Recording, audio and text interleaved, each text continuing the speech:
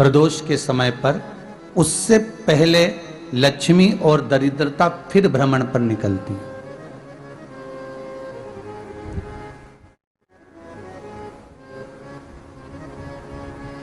शिव भ्रमण कर कर जब वापिस आ जाते हैं, हिंदू धर्म में पीपल के वृक्ष की जो गणना वराह पुराण में करी गई है, 4 बजे से 7 बजे तक शिव के भ्रमण का समय बताया है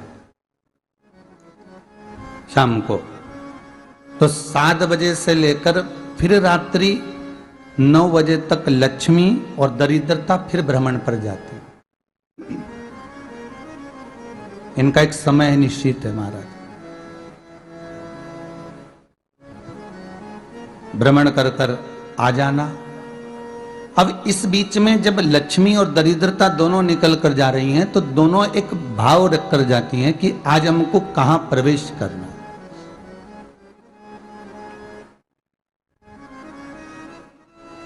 आज हमें किस जगह पर प्रवेश करना है, आज हमें कहां पहुंचना है, आज हमें किस जगह जाना है। और जिस नगर में जिस मार्ग से लक्ष्मी और दरिद्रता निकल कर जाती है, ये दोनों का जब निकलना होता है, इनको स्थान दिया गया जहां पर स्वच्छता हो, घर के दरवाजे पर रंगोली डली हुई हो, द्वार पर जल छीटा गया हो। महाराज, उस द्वार पर लक्ष्मी प्रवेश करती है तो दरिद्रता भी जाने लगती है अंदर। जब दरिद्रता अंदर जाने लगती है तो लक्ष्मी उसको रोक देती है। पहले मैं देखकर आती हूं कि तेरे लिए स्थान है कि नहीं है, तू यहां रुक।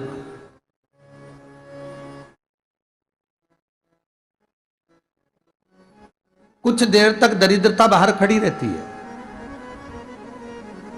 और लक्ष्मी जी की बड़ी बहन जब दरिद्रता बार बार अंदर जाने का प्रयास करती है तो लक्ष्मी जी कहती हैं, जीजी तू इतनी बड़ी होकर तुझे मालूम है तू तेरा सम्मान होना चाहिए, आदर होना चाहिए, और तू अंदर चली जाए और कोई तेरा सम्मान ना करे तो कितना बुरा लगेगा, इसलिए तू बाहर खड़ी रहे। मैं अभी आई। अंदर जाती है और जब लक्ष्मी जी भ्रमण कर लेती हैं, अंदर प्रवेश कर कर आती हैं और प्रवेश कर कर आती हैं तो दरिद्रता पूछती है चले अंदर। तो लक्ष्मी जी कहती हैं, तुझे मालूम नहीं है क्या जीजी कि जिस घर में मैं प्रवेश कर जाती हूं उस घर में फिर दरिद्रता नहीं जा सकती, क्योंकि यह तेरा वचन था,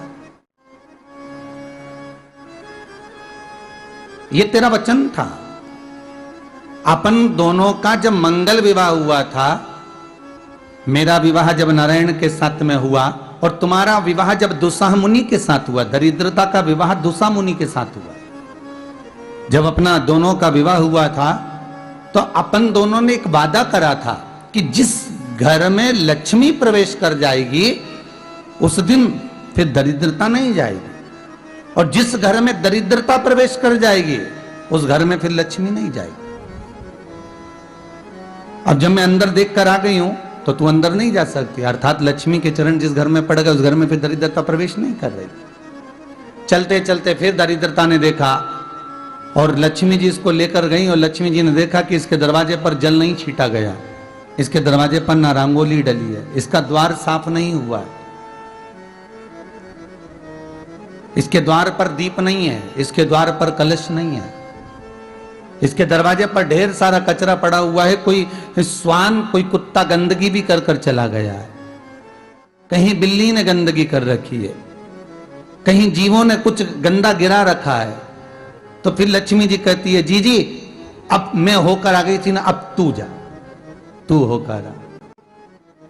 और दरिद्रता प्रवेश करती है तो अंदर जाकर क्या देखती है दरिद्रता कि इतनी सवेरे से मैं घूमने इनके दरवाजे पर आई और ये तो सब चादर तान के चकाचक गुर्राटा भर भर कर सो रहे हैं। तो दरिद्रता कह देती है, तुम्हारा भाग्य ही बेकार है, तुम्हें क्या करूं, तुम ऐसे ही सोते रहो। और दरिद्रता गुस्से में बाहर निकल कर आती है, लक्ष्मी से कहती है, लक्ष्मी तू इसके घर में जाना ही मत ही। तो दरिद्रता को कहती है, जीजी तेरी बात नहीं मानूंगी क्या मैं? लक्ष्मी जी बोली, मैं तेरी बात नहीं मानूंगी, बिल्कुल नहीं जाऊंगी इसके घर में, तू चिंता मत कर, चल आगे चले। फिर आगे बढ़े। ये लक्ष्मी और दरिद्रता का प्रवेश है। आपके घर का द्वार आपके घर का दरवाजा। फिर निवेदन करूंगा एक बहुत सुंदर बात, हमें महाराष्ट्र से सीखना चाहिए, हमें साउथ से सीखना चाहिए, दक्षिण से। जिस समय पर भक्ति देवी यमुना जी के घाट पर रो रही थी अपने पुत्र ज्ञान और वैराग्य को गोदी में लेकर, समय देवऋषि नारद ने एक प्रश्न किया था कि तुम कहां पर पोषित हुई हो, तुम्हें ऊर्जा कहां से प्राप्त हुई? तो कहा मैं गुजरात से तो चली हूं।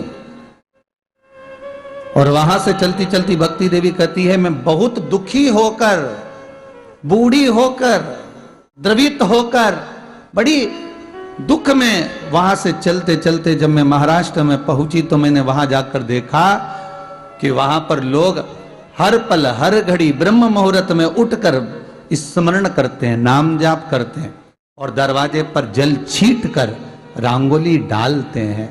तो कह रही है कि वहां पर मैं थोड़ी अवस्थावान होने लगी, वहां मुझे अच्छा लगने लगा। फिर जब मैं और आगे पड़ी, दक्षिण में जब पहुंची, वहां पर जाकर मैंने देखा कि सुबह से उठकर मंगलाचरण, मंगला स्तोत्र और वेदों की ध्वनि होने लगी। वहां पर मैं और आनंदित हो गई। हमें कुछ चीजें महाराष्ट्र से सीखना चाहिए कि वहां रहने वाले जो भगत हैं, वारकरी संप्रदाय के जो भक्त होते हैं, वैष्णव जो धर्म के भक्त होते हैं, उनका नियम है सवेरे के समय घर में पानी है कि नहीं है, पर जब भी वो घर का दरवाजे के बाहर थोड़ा ना थोड़ा पानी तो छींट ही देते हैं। और छींटने के बाद फिर वहां पर अपने यहाँ तो दिवाली पे रंगोली बनती है जी, और वहां पर रोज की रंगोली बन जाती है कि कभी हो सकता है परमात्मा राह भूल कर हमारे घर में प्रवेश कर जाए, इसलिए वहां प्रतिदिन की रंगोली, प्रतिदिन।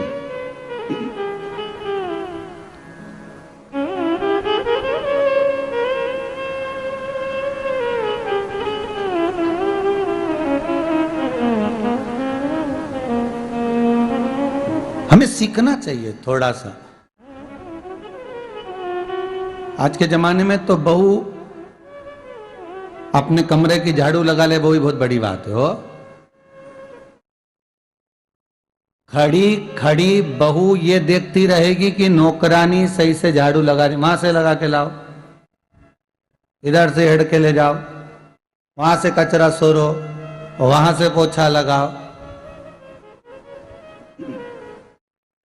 खड़ी रहेगी, उंगली से बताती रहेगी, पर इतना नहीं बनेगा कि सेविका से, नौकरानी से, दासी से कह दे कि तू मम्मी पापा के कमरे की लगा ले, मैं मेरे कमरे की लगा लूंगी, तू जा उधर।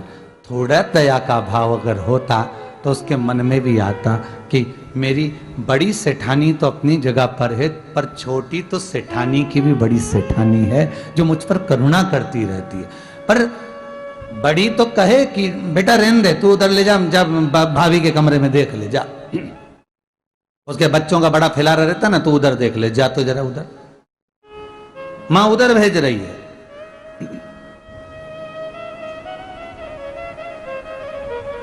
थोड़ा सेवा का भाव हमारे भीतर हो। और एक निवेदन तो हमेशा करा है और अब आज भी करता हूं, पूरे घर की सफाई करवाओ, पूरे घर में तुम पोछा झाड़ू जो चाहे करवाओ, मना नहीं है। पर एक निवेदन है, रसोई घर के अंदर बहू और बेटी ही जाकर भोजन बनाए तो अन्नपूर्णा सदा कृपा करती है महाराज। बहू और बेटी ही।